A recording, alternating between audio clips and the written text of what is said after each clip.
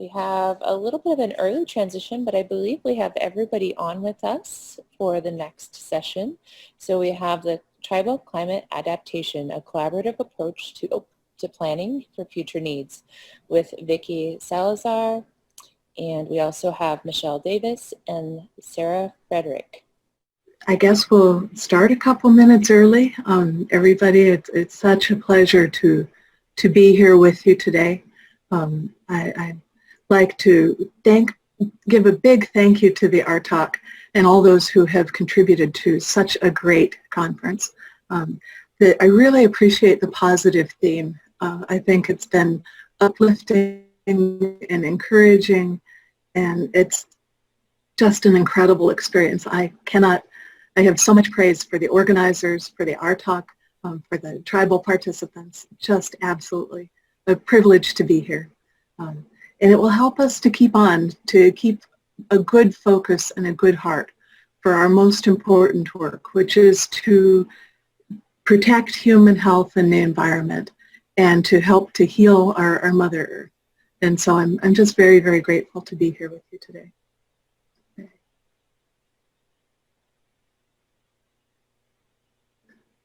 All right. So I just switched slides. Which slide do you see here? All right. So I'm very pleased to be here at the 2020 Tribal Environmental Leaders Summit. I'm really, really pleased to be with everybody today. Okay. So I'd like to introduce myself and my co-workers and partners on working on this incredibly important issue of climate change. I'm Michelle Davis, and I have been with the EPA for many years. I am an enrolled member of the Central Council of Tlingit and Haida Indian Tribes of Alaska. I am from the Eagle Moiety and the Killer Whale House. Prior to coming to EPA, I had the privilege of serving with the Native American Fish and Wildlife Society for many years. They were very foundational for me, and I've always referenced them because I'm so grateful. My co-presenters today will be Sarah Fredericks and Viccy Salazar. We have a lot of material to cover, and all of the slides will be available for you later. Thank you to the RTOC for that.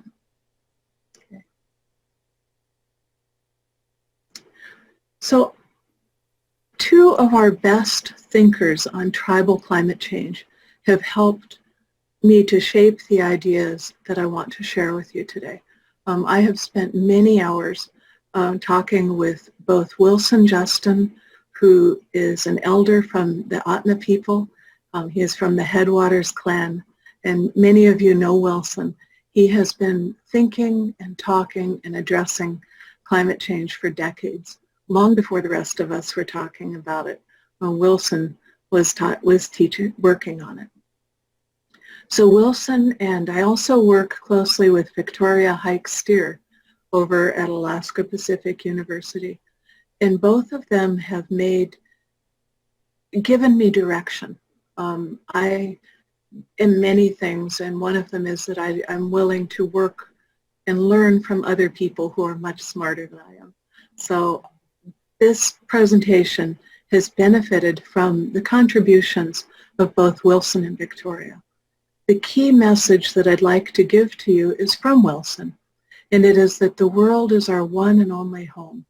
We are all on a long road, and it will take all of our best efforts to preserve this beautiful world for our children and our children's children. So here we are. Climate change is happening.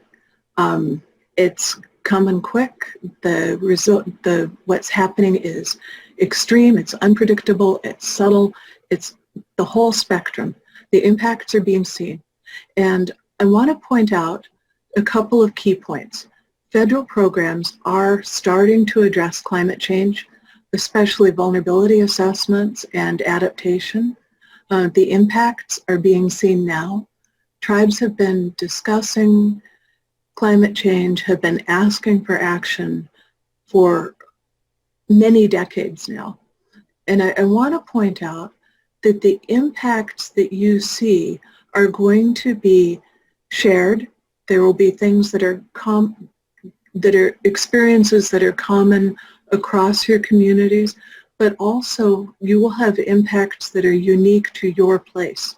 So the experience of a tribe on a river is going to be very different than a tribe that's on the coast or inland. Just as each place is unique, your climate impacts will be to some degree unique to your place. Congress is someday, there are going to be full programs that are created to address local impacts. Once that happens, there's going to be a lot of applicants. This is a tribal problem, but it's a global problem. And so the time is really right now to start thinking about this and to start planning for your communities. So how do you start to prepare? This is an incredibly long road, as Wilson said. We're on a long road. First, to remember who your people are. Okay? We have always survived. We have always moved as people. We have moved in advance of ice ages and to follow changing resources. We have moved for a variety of reasons. Remember who your people are. It's helpful to know where to talk to your elders, to remember to where people used to hunt, gather, fish, and live, because that is your guide to where the fish are, where the clean water is, and where habitable home sites are. The communities were not always fixed in place, and it's just helpful to remember that. But it's helpful to talk to your elders and say, you know, what have you heard about where we used to live? Where did people go for water? Where did they go to fish? I would encourage you that as you have these conversations, to give a gift to the people who follow behind you and write it down. Take careful notes, do video recordings, record what you learn from the elders. It will be incredibly helpful to you as you plan for the future. Okay? I will say that elder documentation can be a traditional baseline data gathering. Okay? So everything starts with a vision. And I challenge you to think about what is your vision. You know, just take a second, close your eyes, draw a breath, and think about what is your vision for your community. What do you think about? What is your thoughts? Maybe if you have time, write something in the chat box about what your vision for your community includes. Okay? So everything, all the work that you're going to do can be based on vision.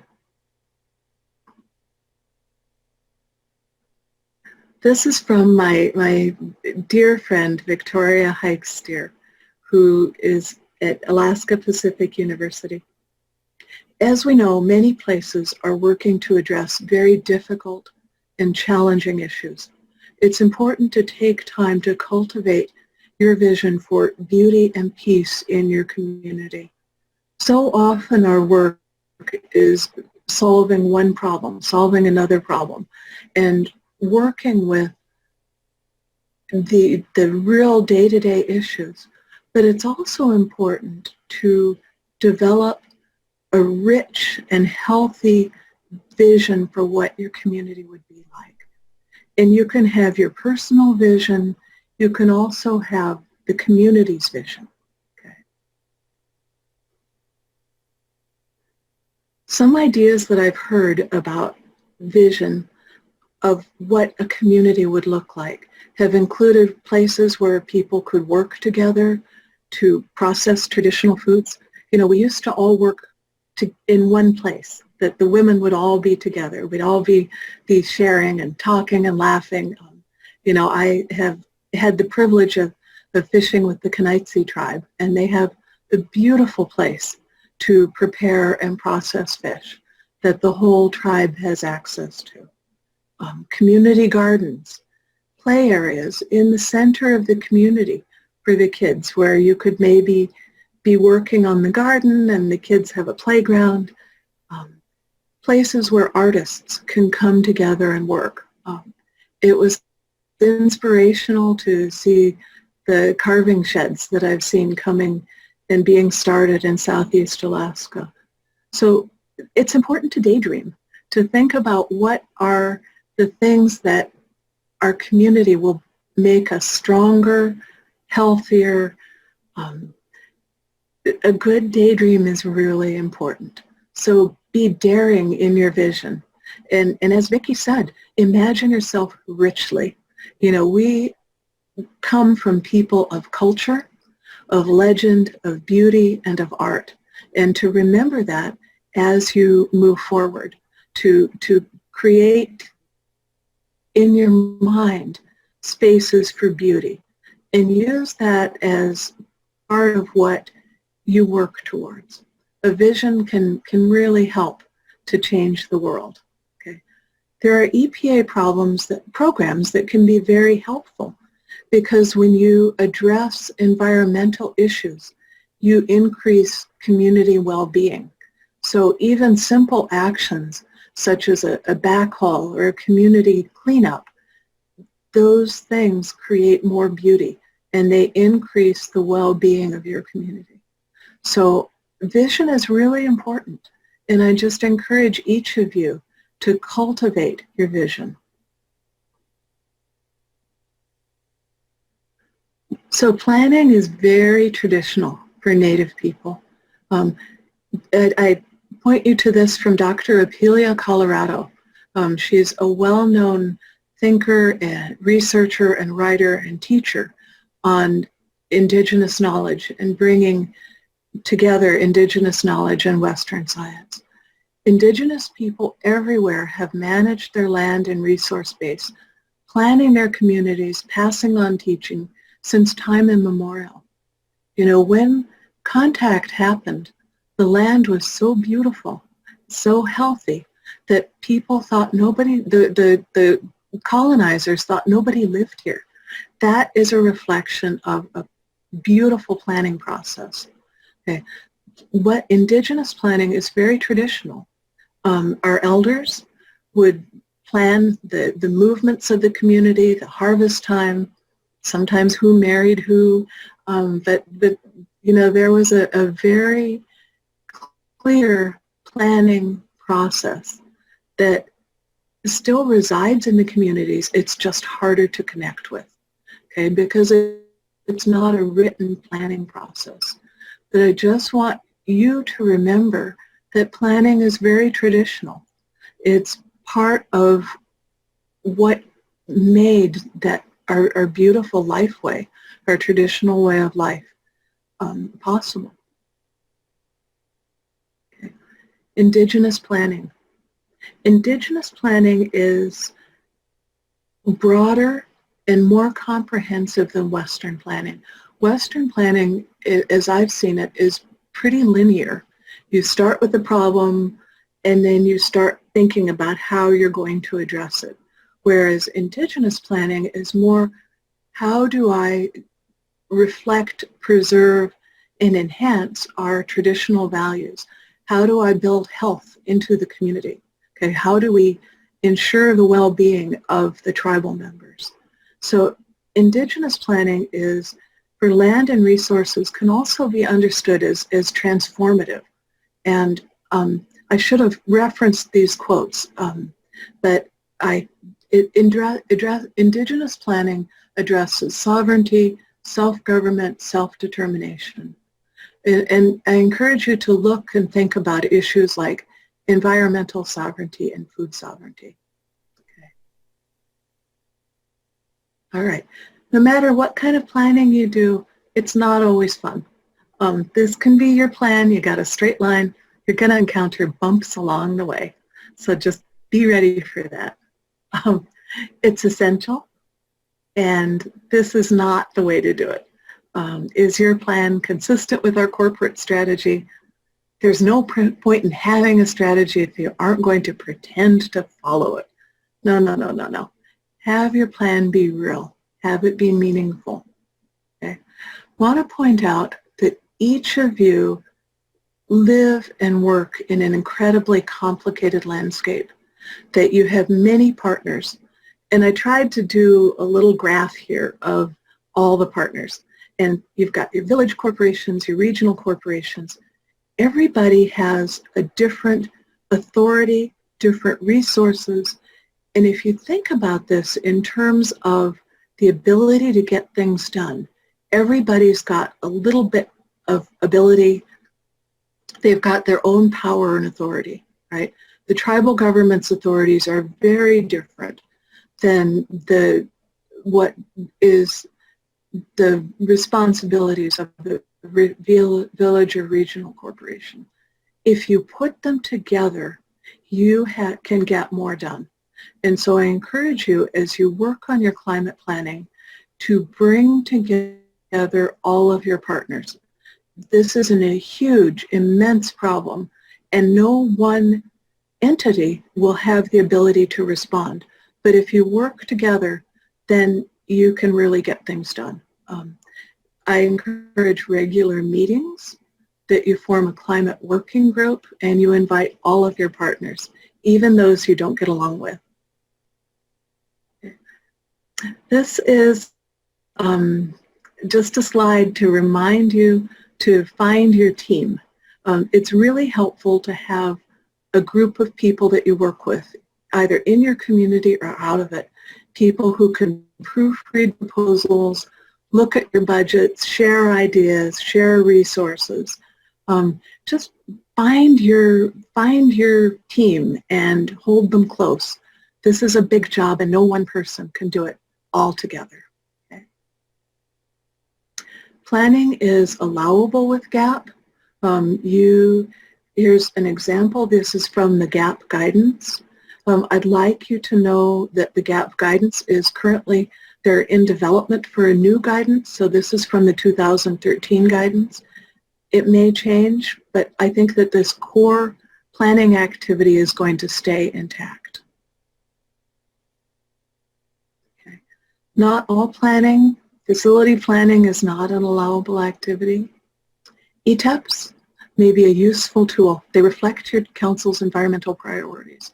So as you plan, look to your ETEP. It has your council's priorities there. Capacity indicators are included in the GAP guidance in the air quality program capacities. There are multiple capacity indicators in the current guidance that respond to climate change. Vulnerability assessments, climate preparedness, education, intergovernmental partnerships, green building codes. Okay, I'd like you to join me. I'm going to switch gears here and welcome Sarah Fredericks. And Sarah's going to help me discuss this next section here. One of the documents that we put together was something called Promoting Generations of Self-Reliance.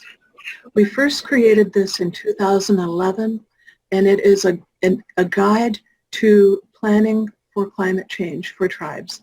We searched internationally to find examples of tribal adaptation activities and have gone through the effort of updating it. And so we'll be putting it out pretty quick. And hello, Sarah.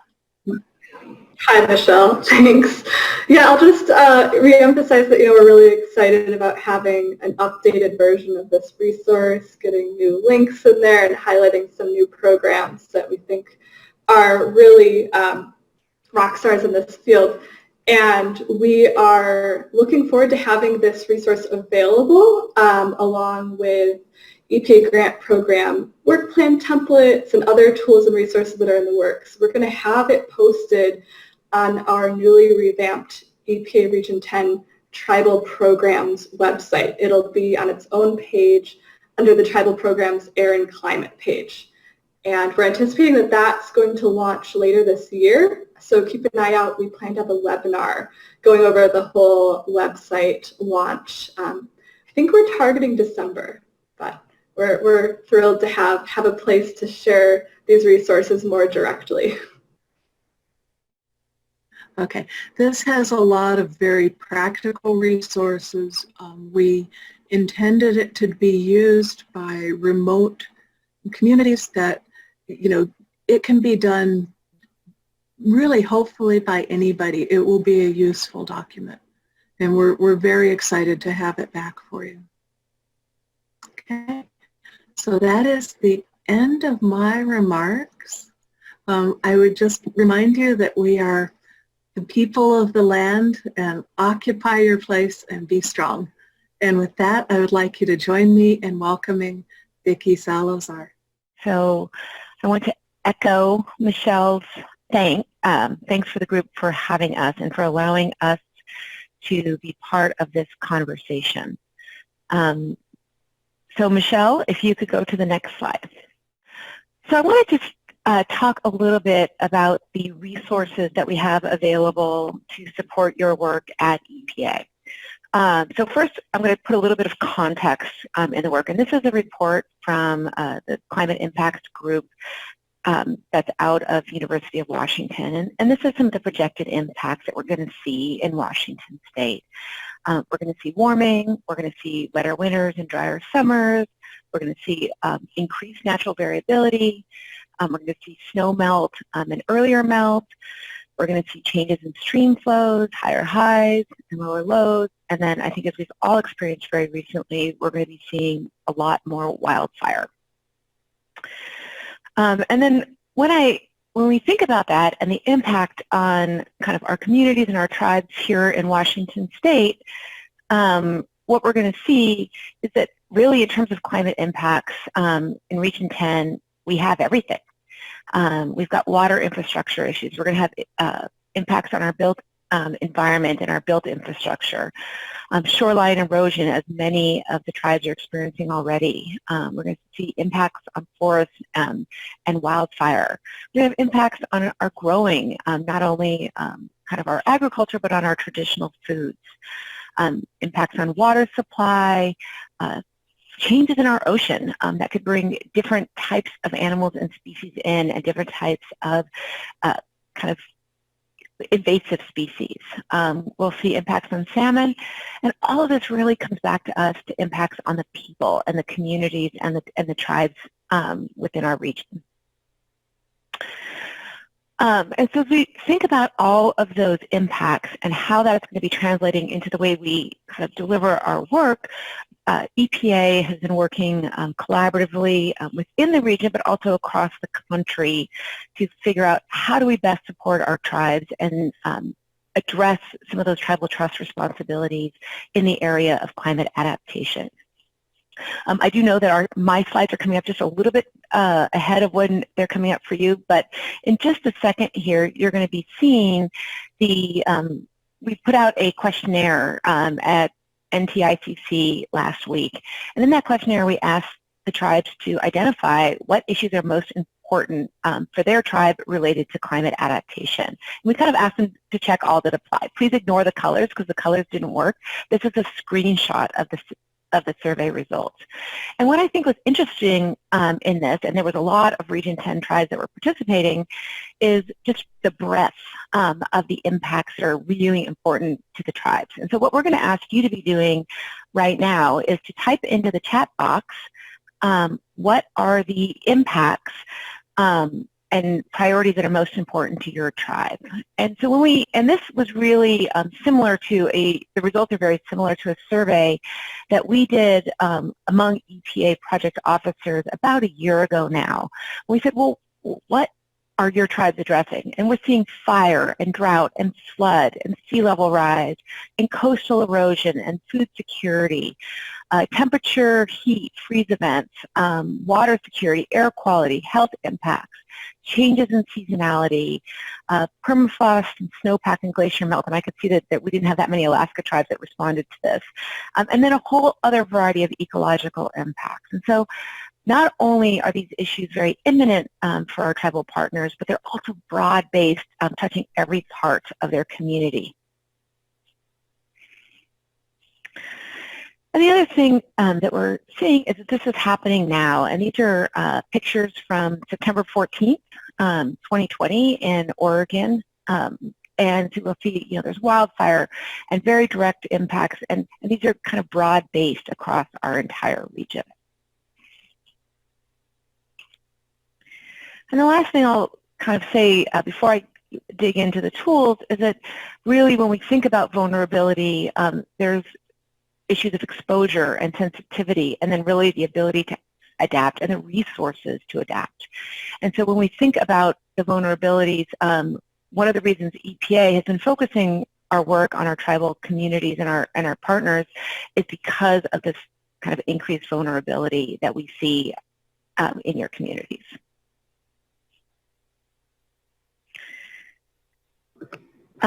So a couple of, waiting a little bit for the kind of screen to catch up on the main screen. But Sarah, I'll pass it over to you to talk about climate adaptation priorities and the ones that have been identified. Sarah? Thanks, Vicki.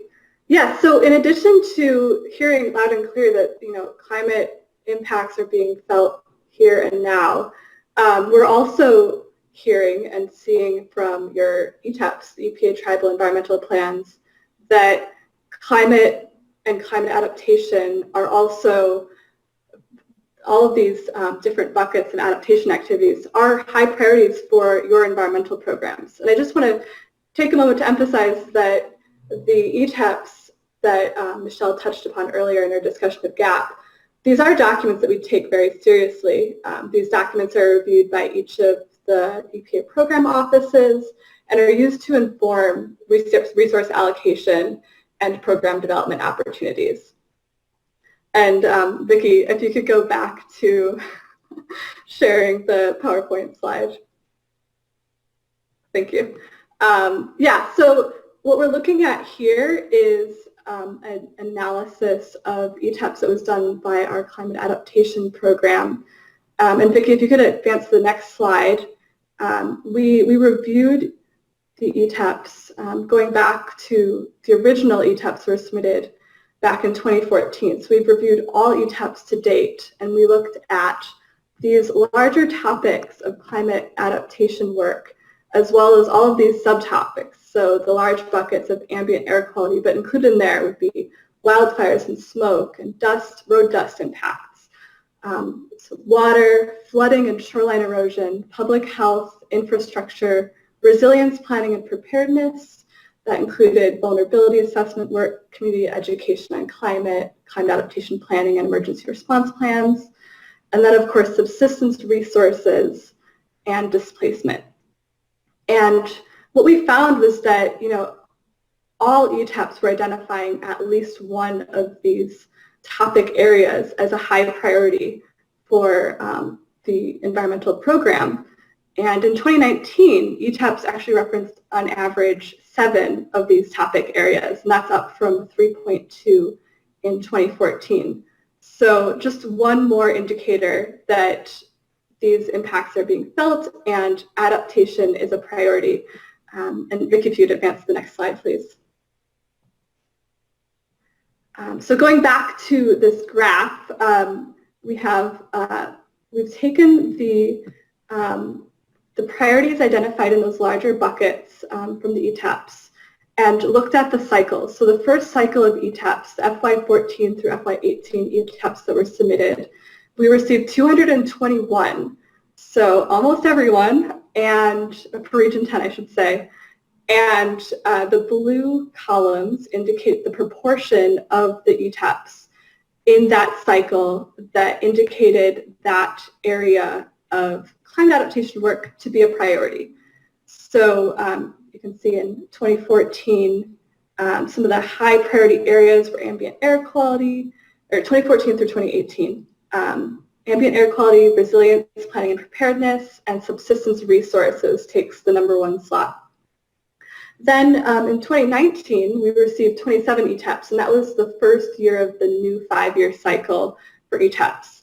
And so we have a much smaller sample size that's captured by the green columns, but I think it's clear that we're already seeing an increase in how important these topic areas are. And so you can see that infrastructure is popping out as being an area that's of high interest and a high priority. Almost 90% of those 27 ETAPs indicated an infrastructure project as a priority. We're also seeing an increase in reduced water quality and or quantity as being an issue and a priority. Public health, so that can be anything from indoor air quality to ambient air temperatures. And then as well, resilience planning and preparedness and subsistence resources, we're seeing a significant jump there. So we'll be updating this again to reflect the 2020 ETAPs that we received. But again, just want to emphasize that we do, that these documents are taken very seriously, and we aim to be responsive. So we hope that you will continue to share the priorities that are most important to your community. And with that, I'm going to hand it over to Viccy, who's going to talk about some of the tools and resources that we've been developing in order to be responsive and address some of these priority areas. Thanks. Great, thanks, Sarah. So I'm going to take us on a quick tour of the resources that are available at EPA, and then I'm going to talk about what is currently under development. And I want to note that there's a lot more resources in this PowerPoint presentation than we're going to be able to go over today. And so they're there for your future reference. It's available for download, but I will not be talking about everything that's in there. So the first thing I want to say is that EPA has been looking to support our partners and our communities for a long time on climate adaptation. And there is a wealth of information already available, everything from looking at what are the climate indicators and some research topics. And I just recently saw, research topics about, the impacts of wildfire on water quality. There's research going on right now about the interaction between climate and COVID. There's a lot of research that's happening in Alaska around the climate impacts. There's water quality, there's shoreline erosion, so a lot of research and indicators that's available on EPA's website. And then there's kind of programs and other types of resources, whether it's looking at economic, there's environmental education, and then there's some specific tools like the Tribal Greenhouse Gas Inventory tool that's available. And all of these can be found, there's links there, but there's also a compilation of all these at EPA.gov at a resource called ArcX. And ArcX has kind of ways of sorting and evaluating those tools and resources to make it easier for you to find what is needed. More recently, EPA has been working with the national team of partners to develop tools that are kind of more relevant right now. Many of these tools I've placed up in the draft forms on our kind of an FTP site because I know that we were having this presentation and we wanted them to be available to you, but they will be coming out in the coming months. So the first one was one that was developed by Region 9 Office, Wildfire Prevention, Preparedness, and Response. And that one is got not only information about wildfire prevention and preparedness, but also has information specific to how that fits into the current GAP guidance. There is a disaster debris management federal resource guide that was done recently with the lead out of our Region 5 office. There's an EPA BIA funding comparison. As I think all of you know, there is BIA funding for climate adaptation planning, and oftentimes we come up with questions about like, how does GAP fit in with the BIA funding? And that was developed out of Region 9. And then there's a list of select funding tools for climate resilience, and that was also developed by our Region 9 office, but it has links to specific grant programs. On the horizon, we have the Climate Adaptation Planning Guide, the Generations of Self-Reliance. That was talked about earlier by Sarah and Michelle, and that has been linked here as the 2011 tool. We're also in process of developing additional climate adaptation related work plan templates. And I think all of you know that we do have work plan templates available on the Region 10 site on a variety of topics, air, waste. There's a disaster response one up there. And then we're creating new ones around that, one around wildfire, a second one around disaster debris, and then a third water one hopefully by the end of the year. And then finally, as Sarah mentioned, the Tribal Air Program's website is being updated to include additional climate adaptation resources. And one of the things I'd love you to do as you type into the chat is to say, if you have additional resources or things that are high priority for you, please either let us know individually, through email, type it into the chat box, or any way you want to communicate with us. We really want to hear and focus our resources on things that are of highest value to you and your tribe. So here's some information about the RTOC. And then the last thing I want to talk about is that one of the things that we are piloting right now, and we're currently working really closely with the Colville tribe on this, but are also planning in the next months to be working with the Copper River Native Association and the Nooksack tribe on how do we support your planning efforts. So there's two resources that we're using to do this. One is the Generations of Self-Reliance document that we already mentioned, and then there's also this Regional Resilience Toolkit that was developed in collaboration with EPA and FEMA. And so what we're doing right now is we are helping and offering assistance for this planning. And so what does that assistance include? It's 3 to 5 pre-workshop meetings. It's 1 to 2 convenings that we're supporting the communities in hosting. The convenings at this point, because of COVID, it's been 1 webinar plus 1 in-person type of workshop, and then 3 to 6 months of follow-up assistance. And this is intended to be very action-oriented. There is some work that Michelle was talking about your vision. Sometimes you have that kind of in place already. We can help you get there. But really it's around what are you going to do at a community level to move forward on climate adaptation. So, you know, through this pilot, which is happening during 2020, we're testing the model, we're working with partners, and we're evaluating different kind of the effectiveness and the tools and the geography. But longer term, what we're looking for, and I think we should be looking for kind of a call for interest starting in January or February of next year, where we'll be having this free assistance available more broadly to communities. And we really hope to be able to support more tribal communities than we're doing already. Right now, about half of our communities that we're working with are tribal, and we'd like to be able to maintain that. And some of the things that we've learned so far in these kind of adaptation workshop pilots.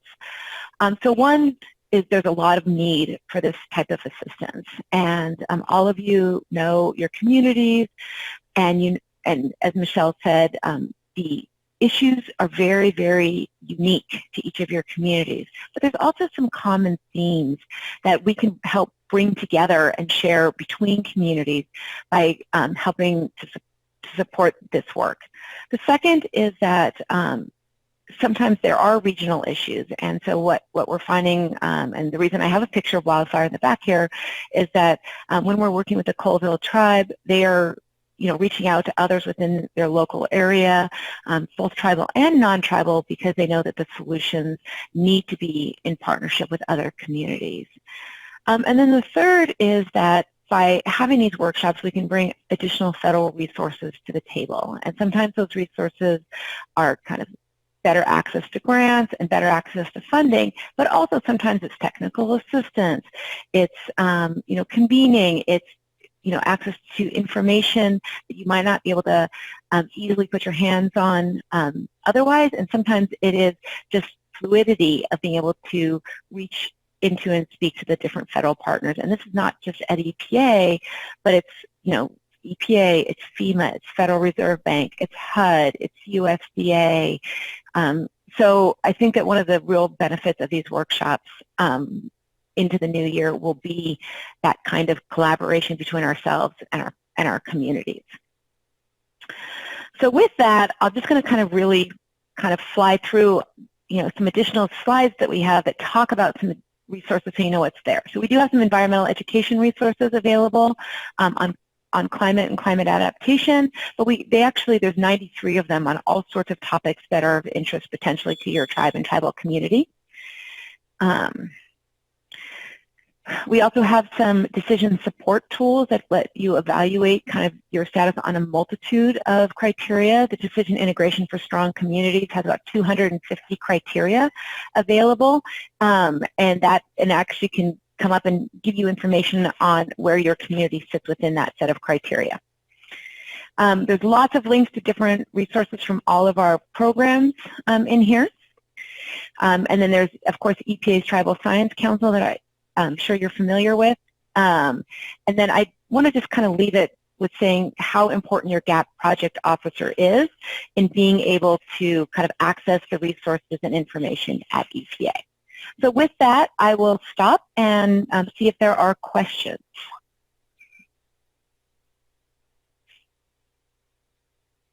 Or comments.